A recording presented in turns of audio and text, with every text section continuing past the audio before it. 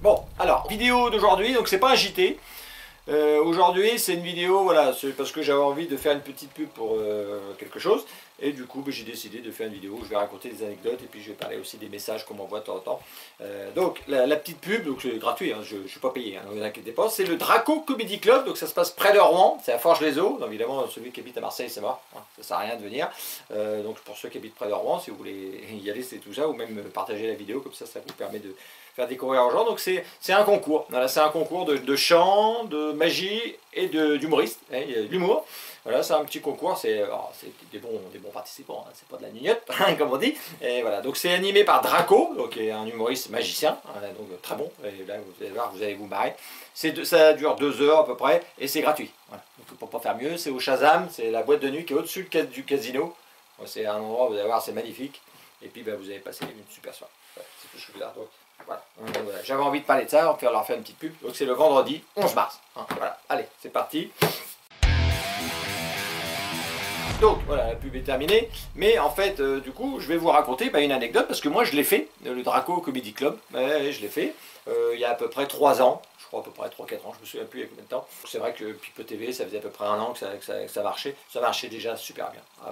J'avais à peu près 3-4 j'aime par vidéo, des fois j'avais un commentaire, souvent c'est un abonné qui est encore là d'ailleurs de ta part, et puis j'avais des fois un partage, enfin ça c'était ma femme qui partageait, mais enfin voilà, donc ça marchait déjà fort. Ah oui, déjà j'amusais déjà pas mal la galerie avec mes conneries, ouais. Et là je me suis dit, pourquoi pas se lancer, et j'ai vu que ça pétarait.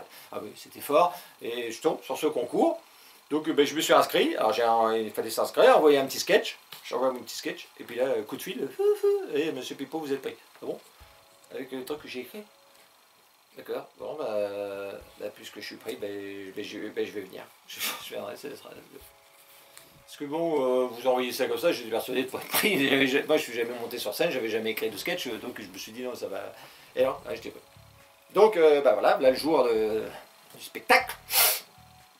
Vous n'êtes pas trop faire, déjà quand vous faites la balance, tout ça, c'est un peu dur. Et puis après, voilà, vous êtes derrière le rideau, hein, vous imaginez un petit peu. Et puis là, vous attendez que Draco il vous annonce, il restait 1 minute à peu près. Sur la scène du Draco Comedy Club pour la première fois. Et il est ravi d'être ici avec vous pour prendre du plaisir, partager son univers avec vous. Alors moi j'ai le droit de le dire parce que je ne mets pas de notes, je ne vote pas. J'ai vu son travail sur YouTube, j'adore, il est fou, c'est décalé. Ah là j'étais pas bien. Oh, j'étais pas bien, je me suis dit bien, oh là, puis alors là, on aurait cru un pétrolier en pleine mer. En pleine mer, je dégazais au maximum. Il n'aurait pas fallu que quelqu'un rentre dans la pièce, parce que là il serait dit, qu'est-ce que je sais pas. Je sais pas, oui, c'est vrai, ça doit être Draco, j'ai l'impression. Alors le sketch que je devais faire, donc c'était, j'avais donné une bande son d'1 minute, et je devais rentrer sur scène en faisant un magicien un peu foireux. Au départ, c'était ça le truc. C'était pour rendre hommage à Draco. Ouais, non, moi c'était foireux. Et donc j'avais pris un ballon que je gonflais, et le truc c'était j'avais une aiguille, et puis je devais tricoter. Je devais essayer pendant 1 minute de faire celui qui n'arrivait pas à le crever, tout ça, avec des grimaces, tout ça. C'était le gag. Le gag était là, c'était du mime. Voilà, je pense que c'était assez fumant, c'est sûr. Et donc j'avais donné la bande son, tout. Donc je monte sur scène. Là, je prends mon ballon. Hop, je le gonfle. Je prends mon aiguille. Et là, je mets l'aiguille sur le ballon. Et là, à ce moment-là, le ballon, aussitôt, crevé. Pourtant, je m'étais entraîné. Hein.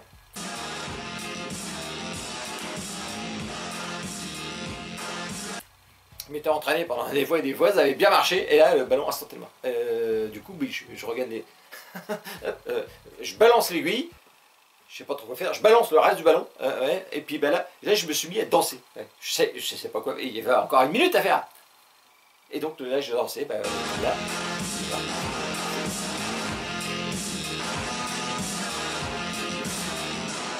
Pendant 1 minute. Donc je peux vous assurer que danser comme ça, pendant 1 minute, c'est long. Pour faire certains trucs, 1 minute, c'est assez court. Mais pour danser sur de la musique comme ça, interminable. Ah oui, là, je pouvais.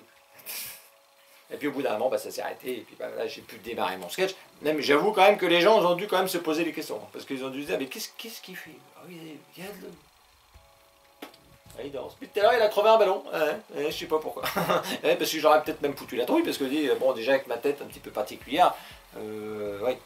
Vous voyez, le mec, il arrive, bah, qu'est-ce qu'il fait? Et puis après, partir. Ils ont dû être inquiets quand même, je pense. Et puis après, bah, j'ai fait mon sketch. Je peux pas dire que je les ai fait pisser de rire, ça c'est sûr. On va pas... Non. Ouais, ça c'est sûr. Bon, voilà. Bon, on va raconter une deuxième anecdote. Il y avait la suite. Ah oui, une autre. Ah oui, oui. Oh, c'est pour... Bon, allez.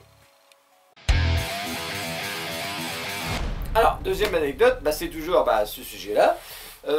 Vu que ça s'était tellement bien passé, et puis que j'avais fait vraiment un carton, je vois un autre concours sur Paris, et je dis bah tiens je vais le faire aussi. Alors je crois que c'est au théâtre du Splendide, je sais plus quel théâtre, il y en a deux, un grand et un tout petit, la salle, genre, je sais plus le nom, mais oui c'était le Splendide, mais là, le petit, je crois que c'est ça, on s'en fout du nom, c'est pas grave, c'est un théâtre connu. Et puis bah voilà, donc là c'est pareil, c'était on faisait un concours. Enfin, pour participer à un concours, il fallait se présenter, puis chacun son tour, et si on était pris, on ferait le concours. C'était un petit peu plus dur. Et donc, ben, je vais là-bas, donc bon, on attend dehors, on attendait dehors, tout le monde dehors. Ouais. Et donc, je rentre à l'intérieur, et là, les jurys, ils étaient là, hop, tout le monde sur scène, et alors, d'avant, pour planter le décor, c'était à la grande époque des Gilets jaunes. C'était vraiment la période où les Gilets jaunes, quand ils se dérangeaient quelque part, ça... Et donc là, le gars il me dit, bon bah vas-y, présentez-vous, et vous me dites c'est quoi le sujet de votre sketch. Et bah, le gars je lui dis, bah, il m'appelle Pipo, et le sketch ça va être un sketch sur les gilets jaunes. Et là, il y a un des trois, là, il me regarde et il me dit, ah bon, est-ce que ça vous fait rire les gilets jaunes? Oula. Alors, j'étais déjà pas très à l'aise, hein. Ah le gars, bah, je fais ouais. Ouais.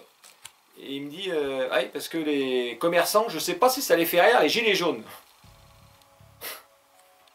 Non, j'avoue. Alors là, j'avais la gorge qui était un petit peu sèche. Hein.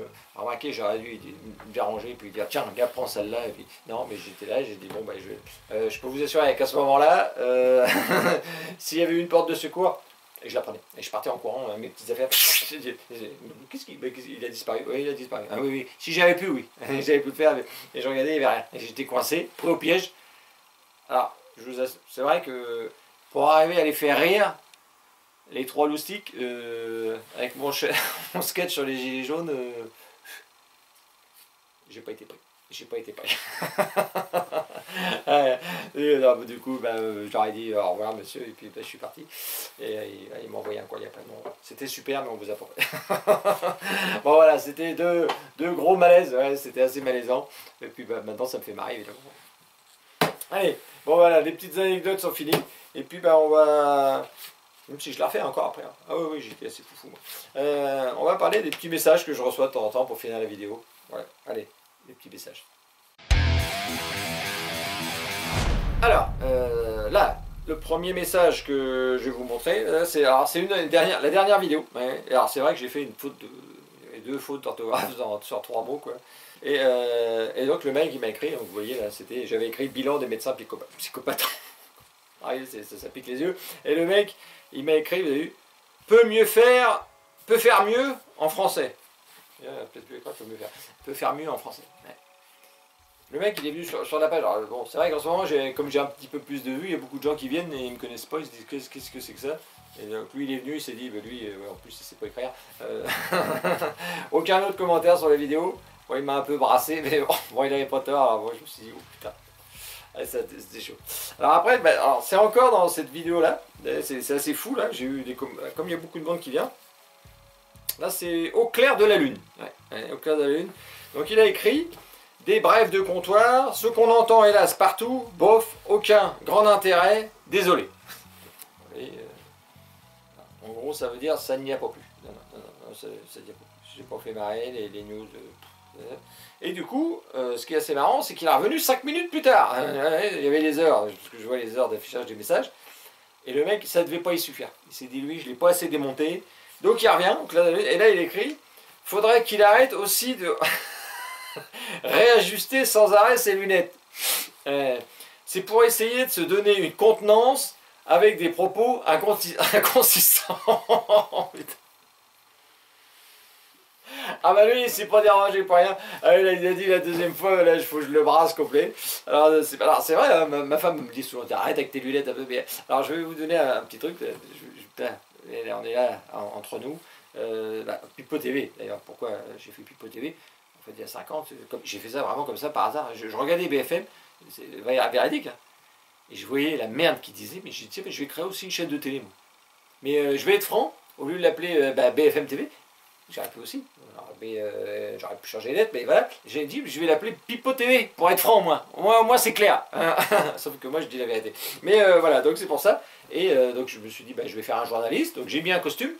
Alors pour info, j'avais jamais mis un costume de ma vie, jamais, même dans les mariages, moi je mets pas de costume, j'ai rien à foutre. Donc j'ai emprunté à mon fils, donc maintenant je le mets, mais je le mets que pour Pipo d'ailleurs.